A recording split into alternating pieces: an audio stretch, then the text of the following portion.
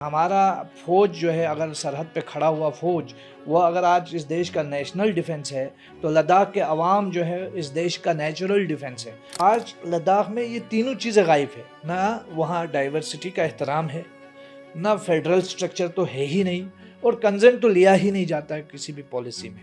जब आर्टिकल 370 को हटाया गया था तो एक तस्वीर ऐसी बनाई गई थी कि लद्दाख में खुशियों की लहर है और लद्दाख के लोगों के दिल की बात पूरी हो गई और लद्दाख शायद ये हमेशा से चाहता था कि आर्टिकल 370 को हटाया जाए। 5 महीने भी नहीं गुजरे कि लद्दाख के लोगों ने रियलाइज़ किया कि ये जो कॉलोनियल कंसेप्ट है यूनियन टेरिटरी, ये तो इंडिया के फेडरल स्ट्रक्चर का हिस्सा है ही नहीं, ये तो बरतानवी एक नज़रिया है। तो क्या लद्दाख को कभी ऐसा समझा ही नहीं गया कि यहाँ पे लोग रहते हैं, यहाँ पे लोगों की सियासी मांगें हो सकती हैं, या हमेशा उसको एक नेशनलिस्ट ट्रॉफी की तरह देखा गया? तो हर एक लद्दाखी का फ़र्ज़ है कि वो उनकी आवाज़ बने, क्योंकि इस वक्त वो एक मज़लूमियत के दौर से गुज़र रहे हैं और उनके ऊपर जो सज़ा हो रही है वो लद्दाख की आवाज़ उठाने के जुर्म में हो रही है। लद्दाख का रीजन हो गया, कश्मीर वैली हो गया और एक जम्मू का रीजन है। तो ऐसा क्या हो आपके हिसाब से कि इस तीनों रीजन्स को इंसाफ मिल जाए?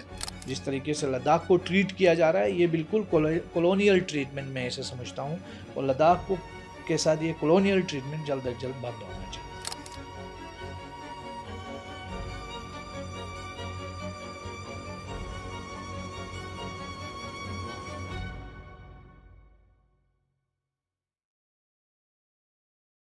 Welcome to another podcast of Nous network. Nous network के एक और पॉडकास्ट में आप सबका खैर मकदम है। आज हमारे साथ सज्जाद हुसैन करगिली साहब हैं। सज्जाद हुसैन करगिली साहब करगिल के एक पॉलिटिकल एक्टिविस्ट हैं, करगिल डेमोक्रेटिक अलायंस के एक अहम मेंबर हैं, और साथ साथ गवर्नमेंट ने लद्दाख पर जो हाई पावर्ड कमेटी बनाई है बात करने की लद्दाख के मुद्दों पर, उसके भी मेंबर रहे। सज्जाद करगिली साहब को आज हमने बुलाया है स्टूडियो में इसलिए कि हम समझना चाहते हैं कि लद्दाख में क्या चल रहा है, लद्दाख में पिछले दिनों क्या हुआ जिसमें प्रोटेस्ट हुए हैं, लोग मारे गए हैं, सोनम वांगचुक का अरेस्ट हुआ, और लद्दाख का एक ब्रॉडर पॉलिटिकल कॉन्टेक्स्ट क्या है, लद्दाख में क्या पॉलिटिकली चल रहा है पिछले 6 सालों में। पिछले 6 सालों में जब से एब्रोगेशन ऑफ आर्टिकल 370 हमने देखा है, कश्मीर से जब से 370 को हटाया गया है, तो लद्दाख में क्या हुआ है, क्या डेवलपमेंट्स हुए हैं। तो सज्जाद हुसैन करगिली साहब, आपका बहुत बहुत शुक्रिया हमें टाइम देने के लिए। बहुत बहुत शुक्रिया। तो सज्जाद साहब, पहला सवाल मेरा आपसे यही है, मतलब मुझे लगता है कि पहले हम सवाल जवाब के उसमें जाएं, उससे पहले मैं समझना चाहूँगा लद्दाख में पॉलिटिकल मसला है क्या और क्या हो रहा है लद्दाख में पिछले 6 सालों में। जब से लद्दाख को हम हमेशा से समझते थे कि एक शांत इलाका है जहाँ पे ज़्यादा कुछ होता नहीं है, एक बॉर्डरी इलाका है, लेकिन पिछले 6 सालों में ऐसा क्या हुआ है लद्दाख में कि हम लगातार सुनते हैं कि वहाँ प्रोटेस्ट हो रहे हैं, करगिल में प्रोटेस्ट हो रहे हैं, और हम देखते हैं कि सोनम वांगचुक जी पिछले दिनों एक चेहरा बन के इमर्ज करते हैं। आप ख़ुद को हम देखते हैं कि आप लगातार करगिल की आवाज़ नेशनल मीडिया में बने रहते हैं। तो क्या हो क्या रहा है उस पूरे रीजन में, क्या आप समझाने की कोशिश करेंगे हमें? असद साहब, बहुत बहुत शुक्रिया। उस नेटवर्क का भी बहुत बहुत शुक्रिया कि उन्होंने लद्दाख के इशू पे बात करने का मौका दिया। जैसा कि आपको मालूम है, जब आर्टिकल 370 हटाया गया और जम्मू कश्मीर रियासत को डाउनग्रेड करके 2 अलग अलग यूनियन टेरिटरीज़ में तब्दील कर दिया गया, मुझे लगता है हिंदुस्तान की तारीख़ में पहली बार कुछ ऐसा हुआ है कि जहां एक स्टेट को डाउनग्रेड करके यूनियन टेरिटरी बनाया गया। वरना हमने ये तो सुनते देखा है कि एक यूनियन टेरिटरी को अपग्रेड करके स्टेट का दर्जा मिलता है, लेकिन स्टेट को डाउनग्रेड करके यूनियन टेरिटरी बनाना ये हमने पहली बार देखा है। और ये एक ऐसी चीज़ है कि जहां लद्दाख के लोगों से उनसे जमहूरियत छीनी गई, रिप्रेजेंटेशन छीनी गई, और जो सेफगार्ड थे हमारे आर्टिकल 370 और 35A के अंदर, वो सेफगार्ड हमसे छीने गए। नौकरियों के हवाले से जो हमें रिजर्वेशंस थी, पब्लिक सर्विस कमीशन था, वो हमसे छीना गया। और आज लद्दाख जो है ठगा हुआ फील कर रहा है, बिट्रेल्ड फील कर रहा है। 6 साल में आपने देखा लद्दाख के लोग कभी शांत नहीं रह पाए, हमेशा कुछ न कुछ प्रोटेस्ट एजिटेशन होता रहा। बीच में आपने देखा 2020 में आर्टिकल 370 हटने के बाद ही ले एपेक्स बॉडी की तरफ से हिल काउंसिल के इलेक्शंस का बाइकाट हुआ, क्योंकि छठे शेड्यूल की जो भारतीय जनता पार्टी ने प्रॉमिस किया था वो नहीं दिया। और जब एपेक्स बॉडी ने बाइकआउट का ऐलान किया, उन्हें दिल्ली बुलाकर अमित शाह जी ने वादा किया कि हम आपको एश्योर किया कि हम आपको 6 शेड्यूल देंगे। उसके बाद वो बीजेपी जीत गई और इशू जो है वो फिर एक बार भूल गए। तो लद्दाख के लोगों के साथ बहुत बार इस तरह की चीज़ें हुई जब उनसे वादा किया गया और उन्हें महरूम रखा गया है। और अब एक चीज़ ये है कि आज लद्दाख जो है एक ऐसे दोराहे पे खड़ा है जहां उसे अपने वजूद का ख़तरा लाहक है। हम लोग चाहते हैं कि जो 370 के बाद हमें जो महरूमियों का सामना करना पड़ा मुसलसल, और 3 जहत पे ये महरूमियाँ हुई। पहला ये कि हमसे रिप्रेजेंटेशन छीनी गई, हमें डेमोक्रेटिकली डिसएम्पावर किया गया। दूसरा ये कि हमारी ज़मीनों के जो हमारा सेफगार्ड था आर्टिकल 370 और 35A के अंदर, वो चीज़ हमसे छीनी गई। तीसरा ये कि पब्लिक सर्विस कमीशन और जो नौकरियों को लेकर के जो सेफगार्ड थे वो हमसे छीने गए। अब इन्हीं तीनों लेयर्स पे हम लोग मुकम्मल तौर पर डिसएम्पावर किए गए और आज लद्दाख वॉइसलेस है। इन चीज़ों को लेकर के एपेक्स बॉडी एक बनी लेह में, जिसमें वहाँ की मजहबी सियासी जमातें जो हैं, सिविल सोसाइटी, सब लोग शामिल हैं। और उसी तरह करगिल, क्योंकि लद्दाख के 2 अज़ला हैं, कारगिल और लेह। अभी हालांकि एक ट्वीट के ज़रिए 5 नए अज़ला का जो है ऐलान हुआ है, वो प्रैक्टिकली अमलाया नहीं गया है।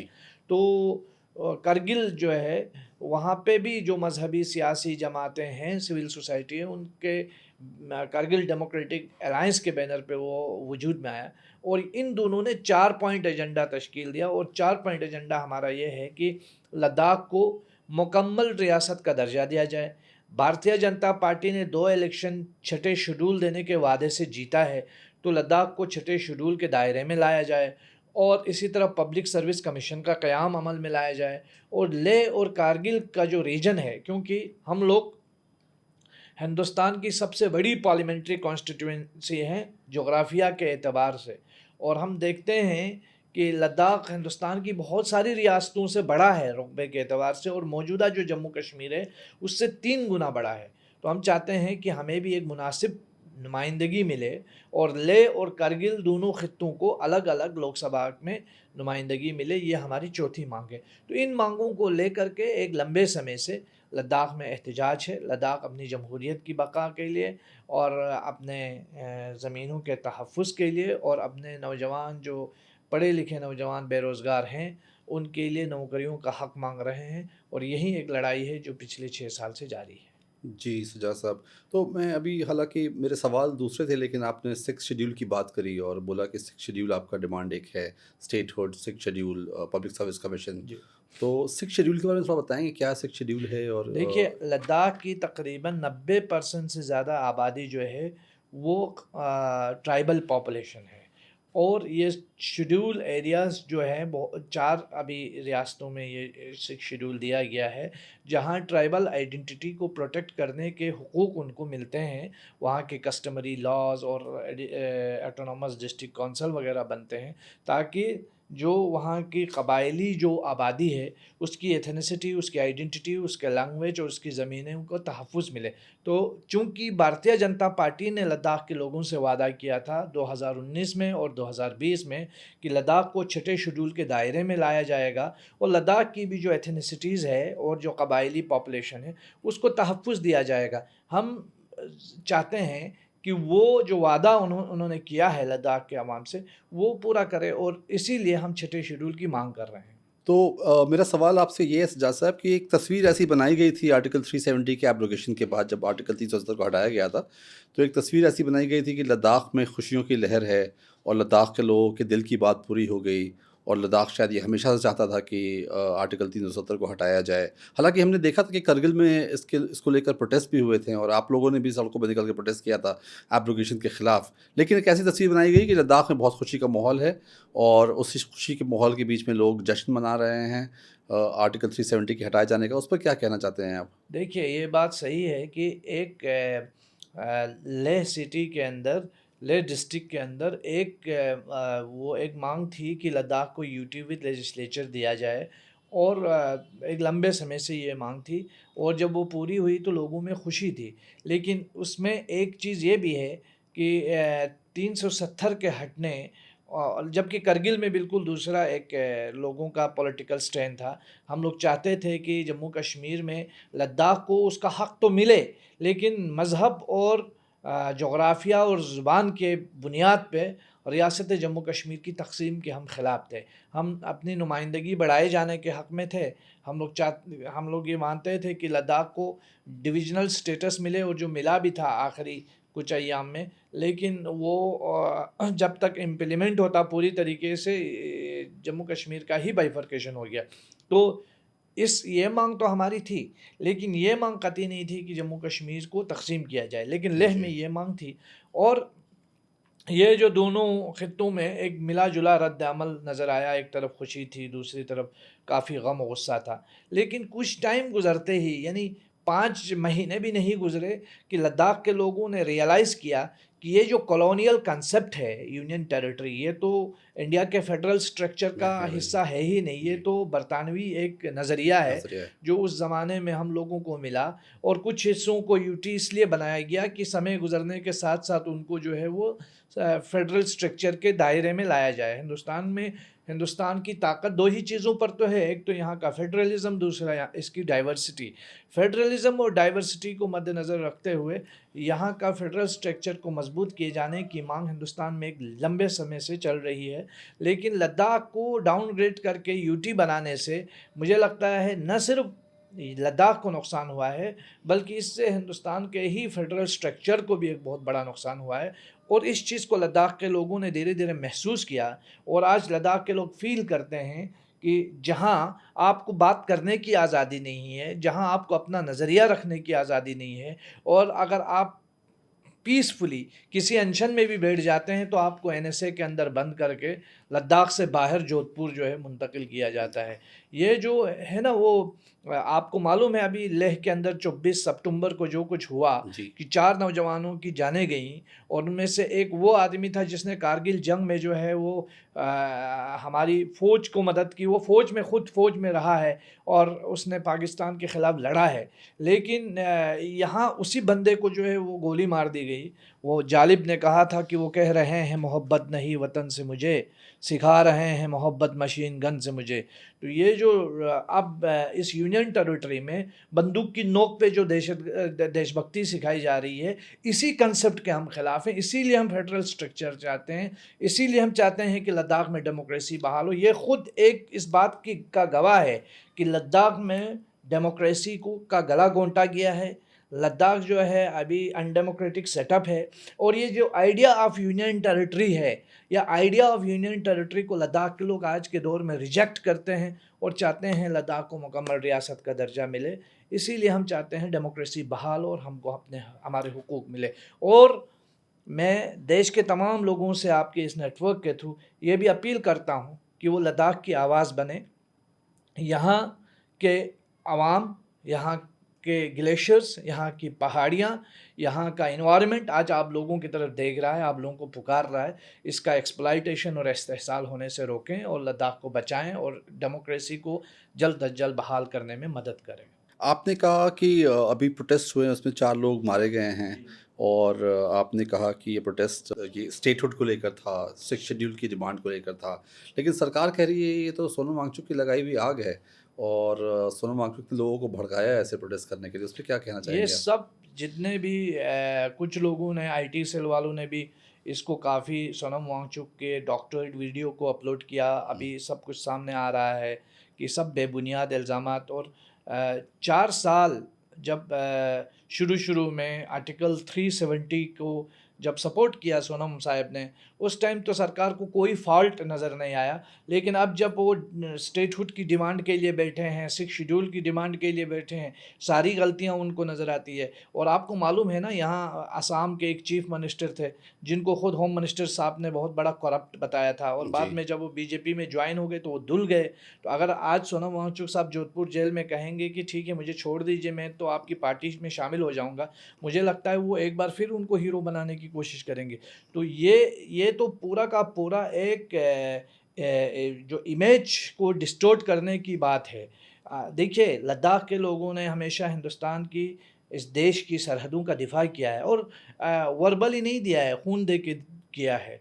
और अगर हमारा फ़ौज जो है, अगर सरहद पे खड़ा हुआ फ़ौज, वो अगर आज इस देश का नेशनल डिफेंस है, तो लद्दाख के अवाम जो है इस देश का नेचुरल डिफेंस है। हम तो न फ़ौज में भर्ती होते हैं फिर भी फ़ौजी हैं, न वर्दी पहनते हैं फिर भी फ़ौजी हैं, न तनख्वाहें खाते हैं फिर भी फ़ौजी हैं, न ट्रांसफ़र होते हैं फिर भी फ़ौजी हैं।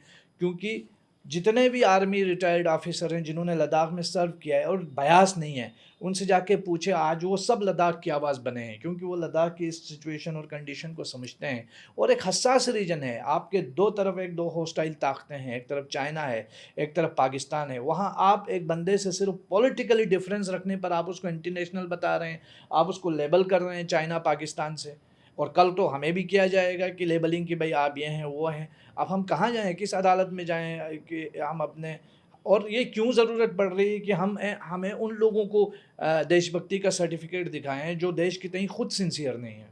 अक्सर लद्दाख को और कश्मीर को हम एक जोग्राफिकल एंटिटी की तरह देखते हैं और हम समझते हैं कि लद्दाख और कश्मीर एक सेम कल्चरल आइडेंटिटी के उससे निकलते हैं और सेम तरह की जोग्राफ़ी है। लेकिन अब समझाने की कोशिश करेंगे कि कश्मीरियों में और लद्दाख के रहने वाले लोगों में क्या डिफरेंसेस हैं और आप लोग अपने आप को डिस्टिंक्ट क्यों कहते हैं? बेसिकली मैं समझना चाह रहा हूँ कि ये इमेजिनेशन, ये डिफरेंसेस क्या हैं? देखिए, आज तो हमारा पेन तकरीबन तकरीबन मुश्तरक है। अगर डेमोक्रेसी लद्दाख में नहीं है तो कश्मीर में भी नहीं है।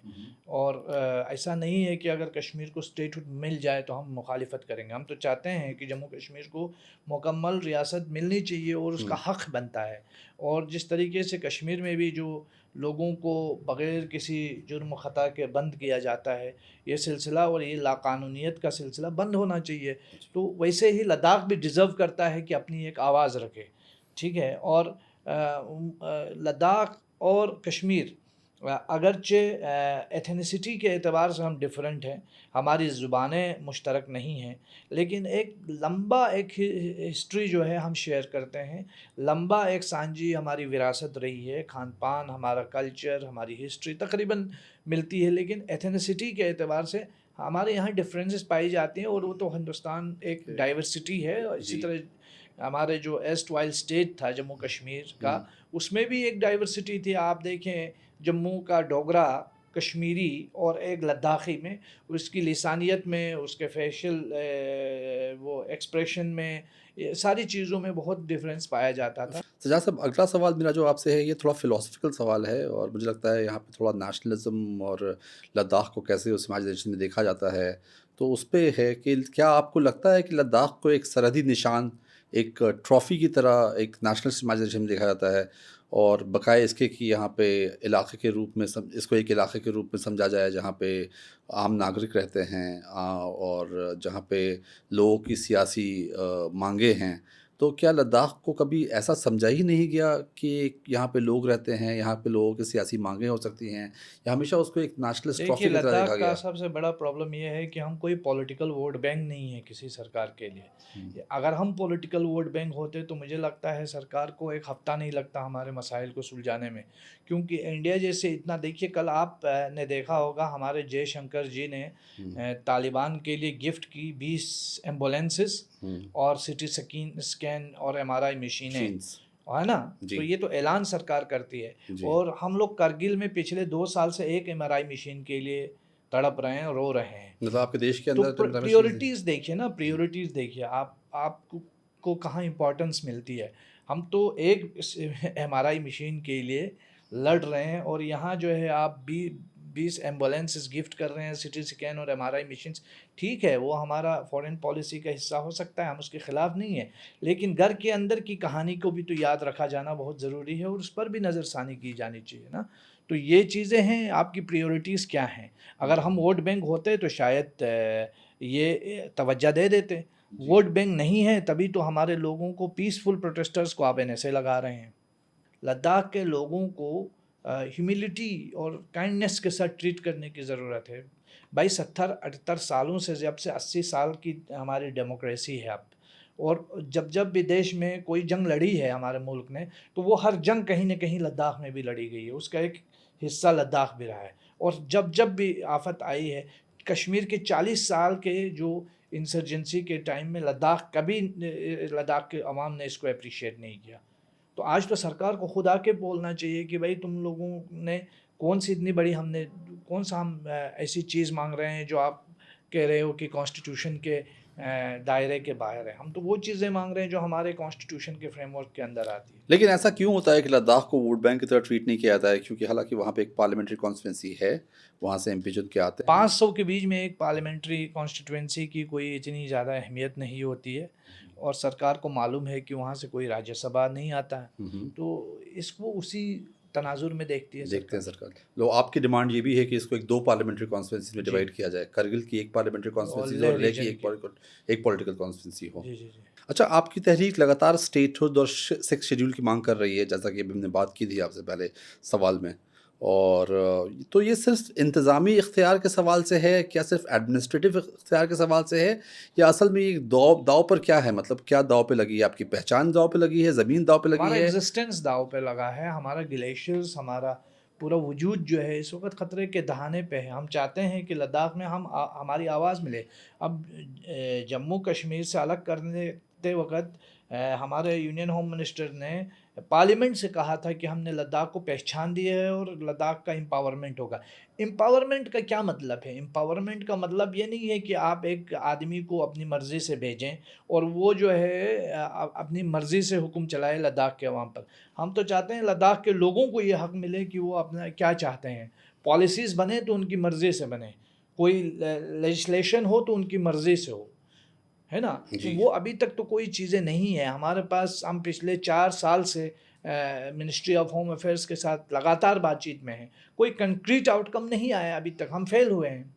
लेकिन सिक्योरिटी डिस्कोर्स के हवाले से जो सिक्योरिटी एक्सपर्ट्स हैं और सिक्योरिटी का एक डिस्कोर्स जो है, उस हवाले से ये कहते हैं कि जो बॉर्डरी इलाके होते हैं, उनको बहुत ज़्यादा ऑटोनॉमी नहीं देनी चाहिए। गुजरात को भी यूनियन टेरिटरी बनानी चाहिए क्योंकि वो भी तो बॉर्डर में पड़ता है। जी। फिर इसका मतलब ये है कि राजस्थान को यूनियन टेरिटरी बनानी चाहिए, पंजाब और जम्मू कश्मीर तो है ही, और जी। अरुणाचल, ये सब बॉर्डर एरियाज़ हैं। ऐसा नहीं है कि इनमें बॉर्डर नहीं मिलता, बॉर्डर तो जी। हर जगह मिलता है, और समंदर के रास्ते से तो मुंबई भी बॉर्डर एरिया में पड़ता है। तो सबको जी। यूनियन टेरिटरी बनाई जाए। तो मुझे जी। लगता है ये सबसे बड़ा बेवकूफ़ाना नज़रिया है जो जी। प्रेजेंट किया जाता है। जी। 80 साल से, ये 6 साल हुए हैं लद्दाख यूनियन टेरिटरी बने हुए। इससे पहले तो सबसे ज़्यादा ऑटोनॉमस स्पेशल स्टेटस के साथ अगर कोई स्टेट था तो वो जम्मू कश्मीर था, जिसमें लद्दाख भी था। और लद्दाख, उसके बावजूद कोई हमारे डिफेंस को कोई इतनी मुश्किलात लद्दाख में नहीं हुई हैं। हमेशा से लद्दाख के लोग सपोर्टिव रहे हैं, और लद्दाख की, मुझे लगता है जवानों का एक हिस्सा हमारा लद्दाख स्काउट्स में है, जो देश की इन बुलंद पहाड़ियों में सियाचिन ग्लेशियर से लेकर टाइगर हिल तोलोलिंग तक देश की हिफाजत करते हैं। तो ये जो आप बता रहे हैं, जिस हिसाब का अगर नज़रिया है, जी। तो मुझे लगता है इसका मतलब ये है कि लद्दाख को आप कुछ देना ही नहीं चाहते हैं। जी। तो ये तो लद्दाख को मज़ीद डिसएम्पावर करने और डिस्करेज करने वाली बात है। इस हवाले से कि बॉर्डर पे लद्दाख और हाँ, हम ये कोई सिक्योरिटी रीज़न कंसर्न्स। ही नहीं है। बॉर्डर किसका है? बॉर्डर हमारा है। मुल्क किसका है? मुल्क हमारा है। तो हमारे मुल्क में हमें क्यों नहीं ऑटोनॉमी मिल सकती है? क्यों नहीं हमें फेडरल स्ट्रक्चर मिल सकता है? जब पंजाब बॉर्डर में नहीं है क्या? क्या जम्मू कश्मीर बॉर्डर में नहीं है, जिसको आपने वादा भी किया है कि स्टेटहुड देंगे? क्या राजस्थान और गुजरात बॉर्डर में नहीं है? क्या महाराष्ट्र का समंदरी रास्ता बॉर्डर में नहीं पड़ता? नॉर्थ ईस्ट के वो रीजन्स जो स्टेट हैं, वो क्या बॉर्डर में नहीं है? तो ये बिल्कुल एक बिला जवाज़ और गैर मंतकी चीज़ है जो डिस्कस की जाती है। आज लद्दाख के पास ना असेंबली है, अपनी असेंबली नहीं है। जो आप लोग की मांग है, स्टेटहुड की डिमांड है, जिसके तहत असेंबली आएगी लद्दाख में, अगर कभी ऐसा हुआ कि स्टेटहुड मिला लद्दाख को, तो इसको क्या सरकार डायरेक्ट रूल की तरह चलाना चाहती है? किस तरह चलाना चाहती है? फ़िलहाल तो वही हो रहा है कि मतलब वहाँ कुछ ब्यूरोक्रेट्स हैं जो अफसरशाही के तहत चला रहे हैं, और वहाँ हैरान कुन ये है कि इन 6 सालों में 3 चीज़ें बहुत खूबसूरत कर रहे हैं। एक तो हर 3 महीने 6 महीने में फेस्टिवल्स कराने का एक चलन चला हुआ है। दूसरा, 6,000 करोड़ रुपए का ढोल पीटा जाता है यहाँ मरकज़ी सरकार की तरफ से, और वहाँ जो मुकामी हिल काउंसिल्स हैं उनको सिर्फ 600 करोड़ रुपए खर्च करने का इख्तियार होता है, यानी फाइनेंशियल ऑटोनॉमी भी नहीं है। तीसरा ये है, वहाँ टूर्नामेंट, खेल कूद के टूर्नामेंट चलाते हैं, और कुछ कप ऐसे भी है जिन्हें क्लाइमेट कप कहा जाता है। क्लाइमेट के लिए 6 साल में एक पेज इनका एक पॉलिसी नहीं बना है, और लेकिन कब चलाएंगे क्लाइमेट के नाम से। तो मुझे लगता है इससे बड़ा क्लाइमेट के साथ खिलवाड़ मुझे लगता है कहीं नहीं हुआ है। आप देखें, लद्दाख बहुत वल्नरेबल जगह है, वहाँ जो भी पॉलिसीज़ आएँ तो वो लद्दाख के लोगों के कंसेंट से आनी चाहिए। जी। आप देखें हिमाचल प्रदेश, उत्तराखंड, पंजाब, जम्मू, इस वक्त जो डिज़ास्टर हुआ, जी। क्लाइमेट क्राइसिस का डिज़ास्टर हम सब ने देखा, लद्दाख में उससे कई गुना ज़्यादा डिज़ास्टर हो सकता है अगर अभी से प्रोटेक्ट नहीं किया वही गया। मेरा अगला सवाल है कि क्लाइमेट को लेकर क्या परेशानियां हैं लद्दाख में, क्लाइमेट को लेकर लद्दाख क्या? में ग्लेशियर्स, हाँ देखिए हमारा पूरा वाटर रिसोर्सेस हमारा ग्लेशियर्स पे इन्हिसार है। हमारा ग्लेशियर बहुत तेज़ी से पिघल रहा है। जिस तरीके की तब्दीलियाँ आप देख रहे हैं आसपास के हिमालयाई खत्ते में, वो किस तरीके से ग्लेशियर्स पिघल रहे हैं, किस तरह से फ्लैश फ्लड्स आ रहे हैं, किस तरीके से जोशीमठ आपके सामने है, केदारनाथ आपके सामने, जो हालात पैदा हुए हैं उससे बदतरीन हालात लद्दाख में हो सकते हैं। लद्दाख को अभी से प्रोटेक्ट नहीं किया गया। और जो बड़ी बड़ी कंपनियों को लाने की बातें की जा रही हैं, जिसका अभी हम सुनते आ रहे हैं, अगर इतनी बड़ी कंपनियां आएँ और बगैर मुकामी लोगों के कंसेंट के आए, तो मुझे लगता है वो और भी ज़्यादा हमारे लिए वल्नरेबल हो जाएगा। एक तो डेमोग्राफिक चेंजेस का ख़तरा है, दूसरा क्लाइमेट प्रॉब्लम्स का, क्राइसिस का ख़तरा है।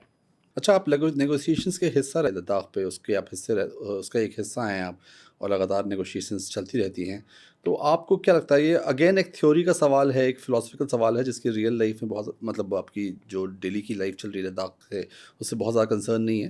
लेकिन एक फ़िलॉसफिकल सवाल है कि आपको एज़ अ पॉलिटिकल एक्टिविस्ट क्या लगता है कि रियासत जब ज़मीन को लोगों से ज़्यादा अहमियत दे, तो नेगोशिएशंस कैसे मुमकिन हो सकता है? मुझे तो लगता है ज़मीन को भी अहमियत दे, हुँ, हुँ। लोगों को भी अहमियत दे। और ज़मीन को अहमियत देने का मतलब ये नहीं है कि ज़मीन को मज़ीद ख़तरा बनाया जाए, बल्कि उसको प्रोटेक्ट करना भी हमारी ज़िम्मेदारी है। अभी देखिए बहुत सारी कंपनियां बहुत सारे जगहों में जाती हैं और डेवलपमेंट में जा के नाम पे जा कर के वो अपने प्रोजेक्ट्स बनाती हैं, और उसके बाद वो जब डिज़ास्टर होता है हुँ, तो हुँ। उसका भुगतान टैक्स पेयर्स के पैसे से होता है, वो उस कंपनी के पैसे से नहीं होता है। क्या ये कंपनी लिख के दे सकती है कि यहाँ जो भी डिज़ास्टर होगा उसका भुगतान भी हम करेंगे? लोगों के घर जाएँगे तो उनको हम बना के देंगे, लोगों लोगों की जानें जाएँगी उनको कंपनसेशन हम देंगे। तो ऐसा कहीं नहीं होता है। वो डेवलपमेंट उनके लिए होता है, पैसा उनके लिए होता है, सारा पैकेजिंग उनके लिए होती है, लेकिन जो भुगतान होता है वो टैक्स पेयर्स के पैसे से किया जाता है। तो मुझे लगता है ज़मीन का भी प्रोटेक्शन ये है कि उसको कॉन्स्टिट्यूशनल प्रोटेक्शन दी जाए ताकि उसको तबाही से बचाया जाए। और ज़मीन के साथ साथ लोगों को, जैसे मैंने कहा, अगर हमारी सेना वहाँ नेशनल डिफेंस का काम करती है तो वहाँ के ग्लेशियर्स और वहाँ के अवाम, लद्दाख के लोग, वहाँ का नेचुरल डिफेंस है। और नेचुरल डिफेंस को मतलब मुझे लगता है उसको प्रोटेक्ट न किया जाना वो भी नेशनल इंटरेस्ट के ख़िलाफ़ है। जी, तो जिस नेशनल इंटरेस्ट की की बात बात कर करती रहे है। हैं। अगला सवाल फिर से क्लाइमेट और टूरिज़्म के हवाले से है, और क्लाइमेट की हमने बात की कि क्लाइमेट चैलेंजेस बहुत सारे हैं लद्दाख में। क्लाइमेट को लेके बहुत सारी परेशानियां आ सकती हैं इस पूरे रीजन में, और हम देखते हैं कि लद्दाख को एक टूरिज़्म के हवाले से भी एक ऐसा जोग्राफिकल एंटिटी बताया जाता है जो बहुत फर्टाइल है, जहाँ पे टूरिज़्म बहुत ज़्यादा हो सकता है।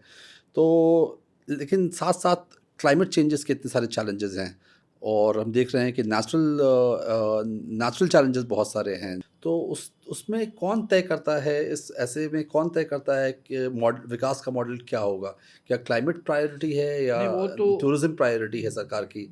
अभी तो जो भी फैसले लिए जाते हैं वो तो अफसरशाही के ही इसमें लिए जाते हैं, उसमें लोकल स्टेक होल्डर्स का कोई ओपिनियन शामिल नहीं है। कोई ये नहीं, देखिए अभी लद्दाख में 24 सितंबर को जो मामलात हुए हुँ, हुँ। उसके बाद जो है आपको कल जा कर के सिविल सोसाइटी को बुला के यूटी एडमिनिस्ट्रेशन बात करती है। ये बात तो 25 सितंबर को भी यूटी एडमिनिस्ट्रेशन कर सकती थी, लेकिन उस वक़्त नहीं बुलाया। आज 14 दिन के बाद जो है उनको याद आया। ख़ैर मैं ये कह रहा हूँ कि जो डेवलपमेंट का, विकास का जो भी ये बात करते हैं उसमें भी लोकल स्टेक होल्डर्स की कहीं कोई आवाज़ नहीं है, यानी उनकी कोई अभी तक कोई कुछ स्टेक पे। उनकी आवाज़ नहीं है, उनका कोई स्टेक नहीं है। वो पंचायत वहाँ है नहीं है। हुँ, हुँ।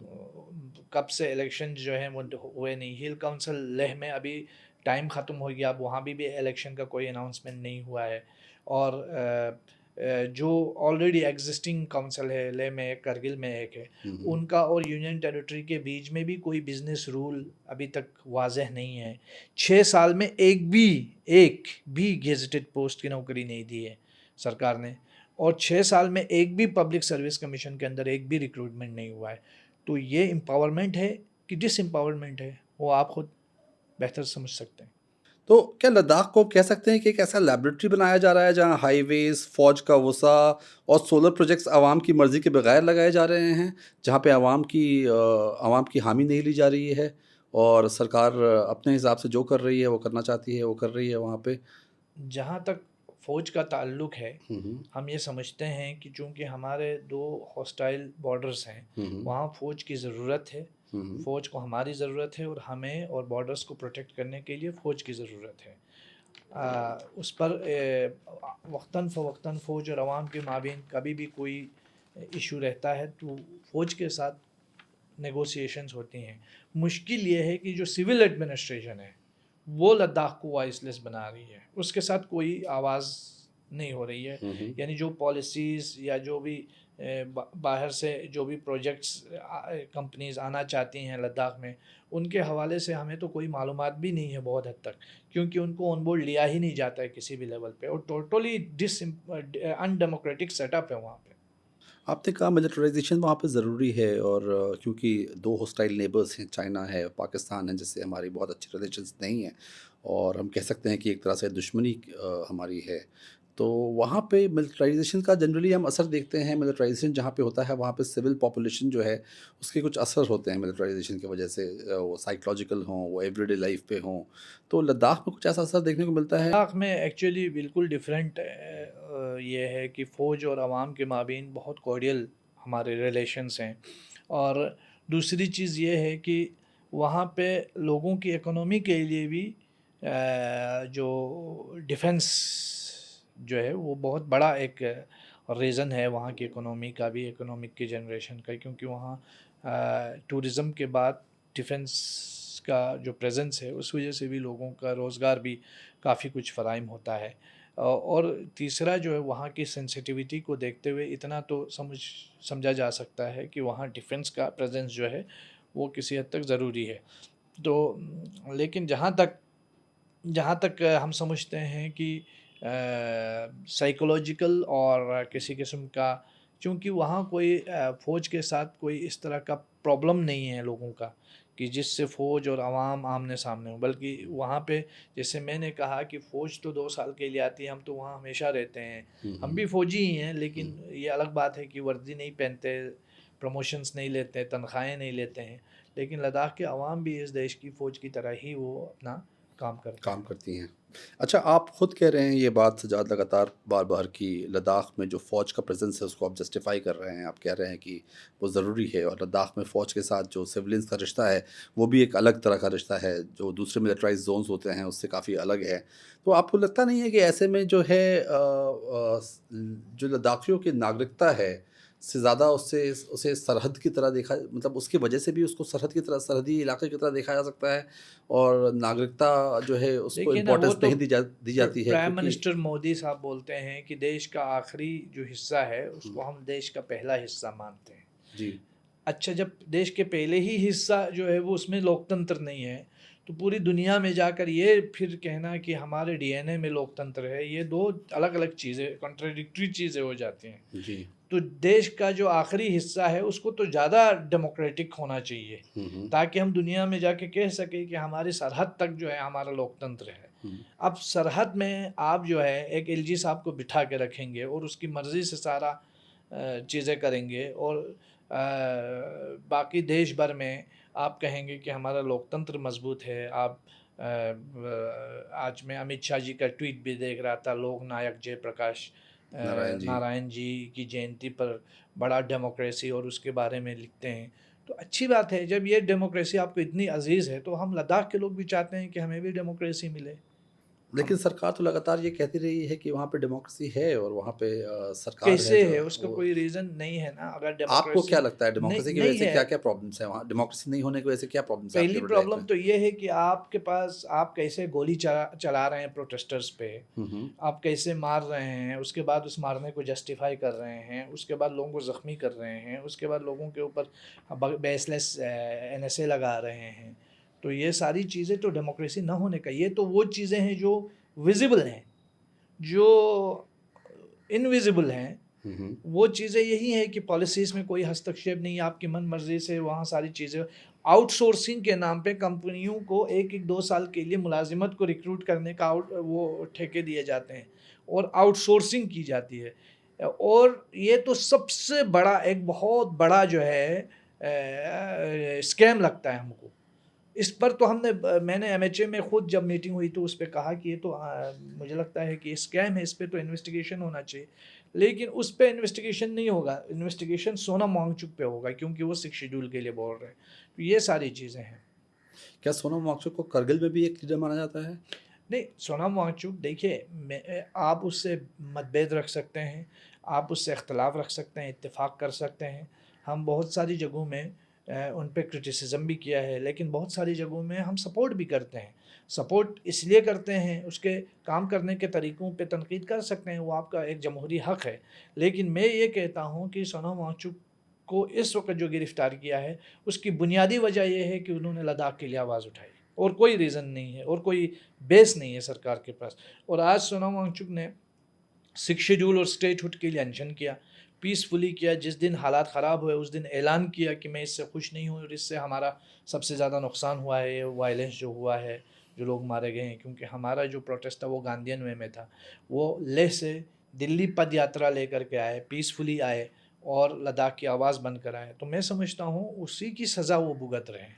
तो हर एक लद्दाखी का फ़र्ज़ है कि वो उनकी आवाज़ बने, क्योंकि इस वक़्त वो एक मज़लूमियत के दौर से गुज़र रहे हैं और उनके ऊपर जो सज़ा हो रही है वो लद्दाख की आवाज़ उठाने के जुर्म में हो रही है। आपने बोला कि करगिल डेमोक्रेटिक अलायंस जो आपकी जिसके आप मेंबर हैं, वो चाहती है कि लद्दाख और करगिल 2 पार्लियामेंट्री कॉन्स्टिट्यूंसी करगिल और लेह 2 पार्लियामेंट्री कॉन्स्टिट्यूंसीज़ बने और 2 अलग-अलग एमपीज़ चुने जाए वहाँ से। क्या लद्दाख के लोग भी ऐसा चाहते हैं या ये सिर्फ़ करगिल की डिमांड है? ये लेह करगिल दोनों का लेह हमारा के लोग जॉइंट लेह के लोग भी ऐसा जो 4 पॉइंट एजेंडा है उसका चौथा डिमांड ये है कि कारगिल और लेह में, क्योंकि हम 2 माइनॉरिटीज़ वहाँ ज़िंदगी गुजारते हैं और दोनों तरफ जो है हम चाहते हैं कि रिप्रेजेंटेशन मिले लद्दाख के लोगों को, क्योंकि ये दोनों रीजन्स जो है लेह और करगिल जो है ये दोनों महरूम रहे हैं एक लंबे अरसे तक। जहाँ तक आपका सवाल है उसमें यही है कि लेह और करगिल दोनों रीजन्स के लोग चाहते हैं और सरकार ने भी ये उन्होंने उनका लॉजिक यही था कि जब यूटी बनाया गया कि ये इन दोनों इलाक़ों को कश्मीरी लीडरशिप ने डिस्क्रिमिनेट रखा एक लंबे अरसे तक और हम इनका एम्पावर कर रहे हैं, तो दे दीजिए रिप्रेजेंटेशन। किसी भी सरकार का हक़ नहीं है कि किसी से रिप्रेजेंटेशन छीने, रिप्रेजेंटेशन देना उनका इख्तियार होता है, छीनने का हक़ उनको नहीं होता है। लेकिन लद्दाख एक ऐसा रीजन है, ऐसा स्टेट है जिससे रिप्रेजेंटेशन छीन ली गई है और ये बहुत एक अनडेमोक्रेटिक वे है। जिस तरीके से लद्दाख को ट्रीट किया जा रहा है ये बिल्कुल कॉलोनियल ट्रीटमेंट मैं ऐसे समझता हूँ और लद्दाख को के साथ ये कॉलोनियल ट्रीटमेंट जल्द अज जल्द बंद होना चाहिए। लेह और करगिल 2 ऐसे इलाके हैं जहाँ पे माइनॉरिटीज़ रहते हैं। एक तरफ बुद्धिस्ट माइनॉरिटी रहता है, एक तरफ मुसलमान माइनॉरिटी रहते हैं। तो ऐसे में कौमी इत्तेहाद जो हम देखने को मिल रहा है हमें, क्या आपको लगता है कि करगिल की आबादियाँ मज़हबी तौर पे अलग हैं? मतलब दोनों आबादियाँ जो हैं हाँ, मज़हबी तौर पर अलग हैं, ज़ुबानें तकरीबन एक हैं, हम सेम कल्चर, सेम हिस्ट्री को शेयर करते हैं। अब कल को वहाँ अगर क्लाइमेट क्राइसिस होगा तो एड्रेस पूछकर तो बिल्कुल नहीं होगा जी। और दूसरी बात ये है कि जो डेमोग्राफिक चेंजेस होगा वो भी हमारे ख़ित्ते को मुतासिर करेगा। हम सदियों से साथ रहे हैं और मज़हब भी उस इलाके में बदलते रहे हैं। पहले बोनझोस था, फिर बुद्धिज़्म आया, फिर इस्लाम आया। तो मुझे लगता है कि सबसे ज़्यादा ज़रूरत ये है कि जो हमारी ज़मीन का मसला है, हुँ, हुँ। तो सारा मामला ज़मीन का है, ज़मीन के प्रोटेक्शन का और फिर हमारी आवाज़ की प्रोटेक्शन का और हमारे डिस्टिंक्ट आइडेंटिटी के प्रोटेक्शन का। ये हमारे लिए वजूद का मसला है, इसीलिए पूरा लेह करगिल दोनों एक पेज पे आज के दौर पे खड़े हैं। हुँ। आपको लगता है कि ये कौमी इत्तेहाद का जो मॉडल आप लोग पेश कर रहे हैं, ये देश के दूसरे इलाकों में भी करगिल से और लेह से ऐसा कुछ बोरो किया जा सकता है, जहाँ पे रिलिजन को प्रायोरिटी ना देकर, रिलिजन को एक प्रिंसिपल रीज़न ना मानकर, जो आम मुसीबतें हैं, जहाँ पे आम लोगों की परेशानियाँ हैं, उसका हल तलाशा जा सके? तो टीचिंग अ हमारे लेसन टू लद्दाख के जो मूवमेंट की सबसे बड़ी ख़ुसूसियत ये है कि हम रिलीजन को रेस्पेक्ट देते हुए, एक दूसरे की आइडेंटिटी और रिलीजियस आइडेंटिटी को रेस्पेक्ट देते हुए हम मैक्सिमम यूनिटी के कंसेप्ट पे एक पेज पे खड़े हैं। हुँ, तो ये जो मैक्सिमम यूनिटी का कंसेप्ट है ये आज का नया कंसेप्ट नहीं, हालांकि ठीक है इस ज़माने में लद्दाख में ये हुआ है, लेकिन हमारी जंग आज़ादी जब चल रही थी तो उस ज़माने में भी हमारे डिफरेंट एस्पेक्ट ऑफ लाइफ के लोग जो है एक पेज पे खड़े होके अपनी आवाज़ उठा रहे थे। और आज के हिंदुस्तान को भी जो है उसको अगर मजबूत करना है तो उसको इसी डाइवर्सिटी को लेकर के, इसी मैक्सिमम यूनिटी के मॉडल को लेकर के आगे बढ़ने की ज़रूरत है। आपको क्या ऐसा लगता है कि लद्दाख हिंदुस्तान के उस बड़े रुझान की मिसाल है जहाँ जमहूरी मुज़ाकरा जो है, डेमोक्रेटिक नेगोशिएशंस जिसे कहते हैं हम, की जगह ब्यूरोक्रेटिक सेंट्रलिज्म को अपनाया जा रहा है? हाँ, और जिस ब्यूरोक्रेटिक अफसरशाही तो है ही। जी। हम इसीलिए डेमोक्रेटिक सेटअप की बात कर रहे हैं जहाँ लोकतंत्र हो, हम्म। जहाँ लोग थोड़ा डिसाइड। समझाने की कोशिश करेंगे कि ब्यूरोक्रेटिक सेंट्रलिज्म जो आप कहते हैं उसका मतलब क्या है? आपने कहा कि ब्यूरोक्रेटिक ये है ना कि हाँ। लद्दाख में पहले एक असेंबली थी जहाँ 4 मेंबर्स थे, 2 मेंबर ऑफ लेजिस्लेटिव काउंसिल्स थे, वो जम्मू कश्मीर असेंबली में जाते थे। वो जम्मू कश्मीर जैसे स्टेट का एक चीफ मिनिस्टर को वो चुनते थे। और कभी भी बहुत सारी जगह ऐसा हुआ है कि लद्दाख के वोट की वजह से जम्मू कश्मीर की हुकूमत जो है हुकूमत गिर भी गई, वो लोग लीडर बन भी गए और हुकूमतें गिर भी गई। लेकिन आज के दौर में ये है कि ऐसे बहुत सारे ऑफिसर आए हैं जो ना लद्दाख को समझते हैं, ना जानते हैं, ना लोगों को, और हमें नहीं पता, हमें भी नहीं पता कि उनका एड्रेस क्या है। वो आते हैं और लद्दाख के माई बाप बन के जो है वो हर चीज़ पे जो है वो फैसले ले रहे हैं। और ये तो पूरा अफसरशाही है। वो अपनी मर्ज़ी से ठेकेदारों को लाते हैं, वो अपनी मर्ज़ी से जो है वो रिक्रूटमेंट्स कराते हैं, वो अपनी मर्ज़ी से आउटसोर्सिंग कराते हैं। ट्रांसपेरेंसी और अकाउंटेबिलिटी नामी कोई चीज़ ही नहीं है। मतलब आप 4 लोगों पे गोली मार रहे हैं उसके बाद भी अकाउंटेबिलिटी ना हो, तो ये तो डेमोक्रेसी ना होना है ना। आज भी जी। हम जो जुडिशियल इंक्वायरी की मांग कर रहे हैं, आज 16 दिन हो गए हैं, तो जुडिशियल इंक्वायरी नदारत है।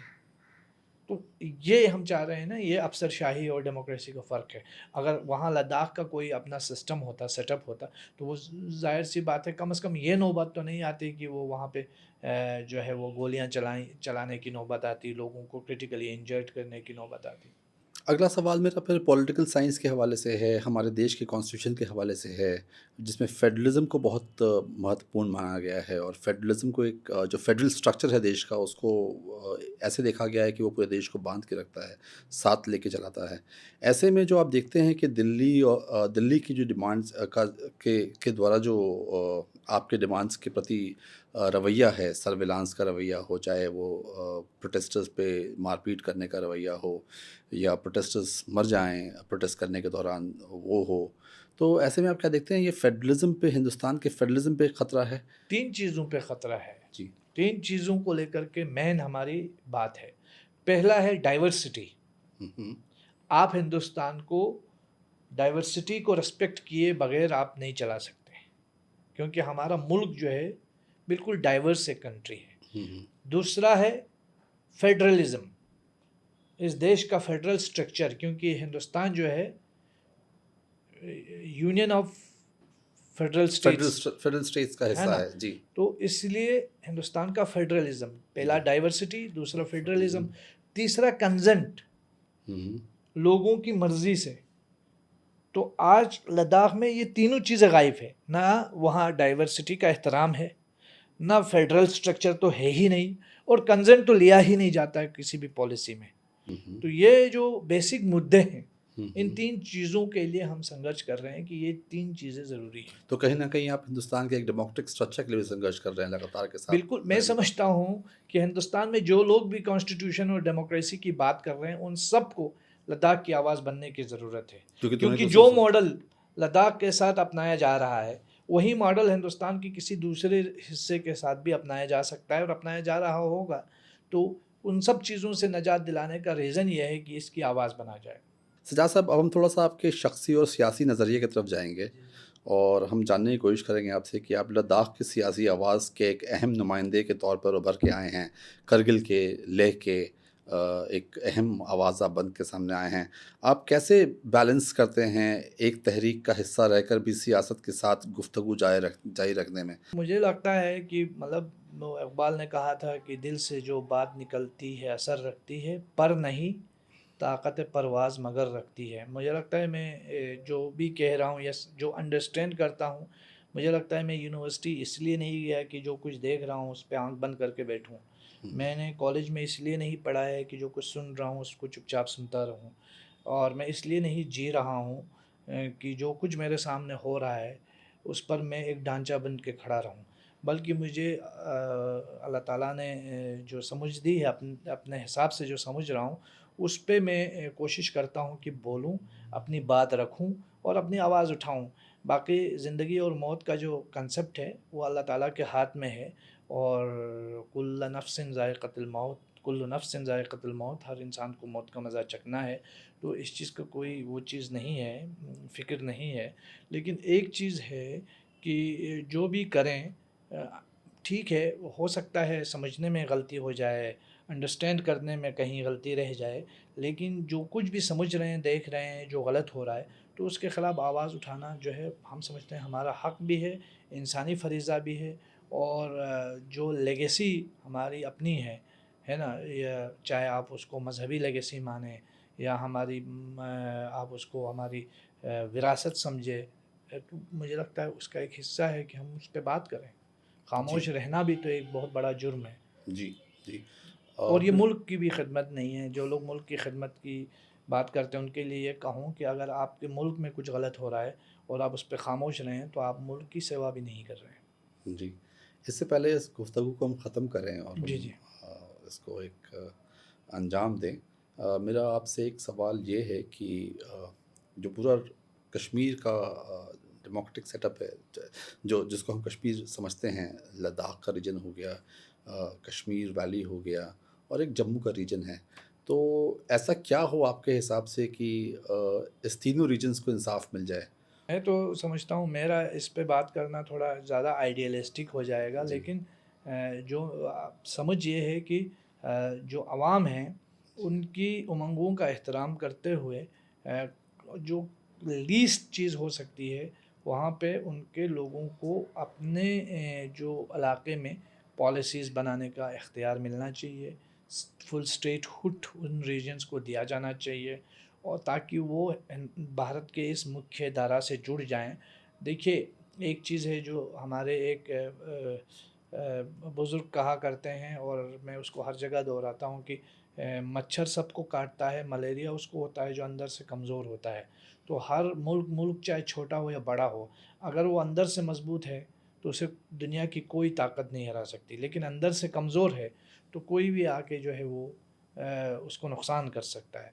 हमारा मुल्क चूँकि डाइवर्सिटी है, और इस मुल्क के बहुत सारे हिस्से ऐसे हैं जो इस वक़्त जो है मुल्क को मज़बूत करना चाहते हैं। अगर आप लद्दाख को डेमोक्रेसी देंगे तो आप मुल्क को मज़बूत कर रहे हैं। उधर 6 शेड्यूल दे रहे हैं, मुल्क को मज़बूत करेंगे। अगर आप कश्मीर को प्रोटेक्ट करेंगे, मुल्क को मज़बूत कर रहे हैं।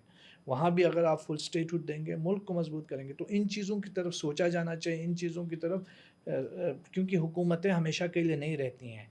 हुकूमतें आती हैं, चली जाती हैं, लेकिन मुल्क को हमेशा रहना है। तो मुझे लगता है सरकारों को चाहिए कि थोड़ा अब कंपनियों से तवज्जो हटा करके मुल्क की तरफ तवज्जो देने की ज़रूरत है। क्योंकि अभी एक नॉर्म बन गया इस मुल्क में कि आप कंपनी के ख़िलाफ़ बोल रहे हैं तो लगता है कि आप क्या मुल्क के मुल्क ख़िलाफ़ का बोल बोल रहे रहे हैं। हैं? तो ये कंपनियाँ भी आती हैं, चली जाती हैं, कभी वो दिवालियापन का शिकार हो जाती हैं।